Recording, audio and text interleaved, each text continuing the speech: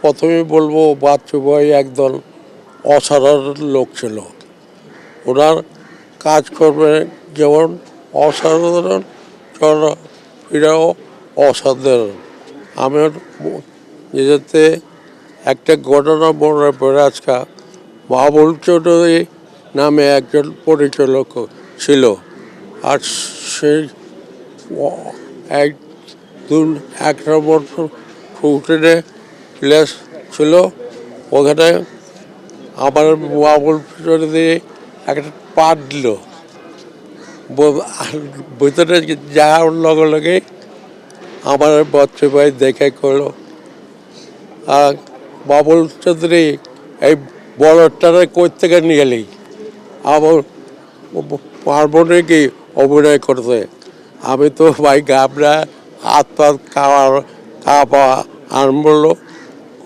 এখন বয়ে নিল, বয়ে কয় দেখাও কি দেখাইবা দেখাও, আগে ক্যামেরা পরে আগে দেখাও। আমি ভাই ওখান থেকে করলাম আমি এটা করব না। বাবুর ভিতরে করলাম, আবার লইল। হ্যাঁ, এখন মোটিভ চেঞ্জ হচ্ছে। এখন করে আচ্ছা শিষ্য, আসো আসো আসো আর করো, পারবা তুমি কো। আমি কি স্যার আপনি যদি পড়ে তাহলে আমি পারবো। গেলাম ভাই, আল্লাহর কি মর্জি, একসাথে ওকে হইল আমার। আব্দুল্লাহ চিফদের আয়দার সালাম গোলাম, এটা যদি না বলতাম তোমাকে, তুমি একসাথে এটা করতে পারলো না। এরকম বাচ্চু ভাই এখন ছিল।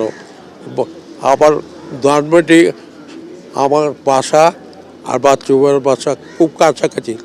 সকাল বলে একটা গেঞ্জি পরা বাড়িতে, আমি কইলাম গেঞ্জি পরা কেন, আরও গরম খবর লেন না, গরম খবর লাগবো না, আমার এটাই চলবো, রাইট দেখা হইতো। আর আমাদের রায়বাজার কাছে ছিল, খালি আমার দেখলে কইতো শিষ্য তুমি ইলিশ মাছটা আনলা না, খাওয়াইলে না। এই অসাধারণ লোকের কথা আমি কত বলবো। একটা একটা সুন্দর মানুষকে আমরা হারাইলাম। আমরা আর বেশি বলবো না। আপনাদের কাছে অনুরোধ, আপনারা এই লোকটার জন্য সবাই দোয়া করবেন। আশা করি আপনারা সবাই ভালো আছেন, সুন্দর থাকেন, আমার এই কামনা।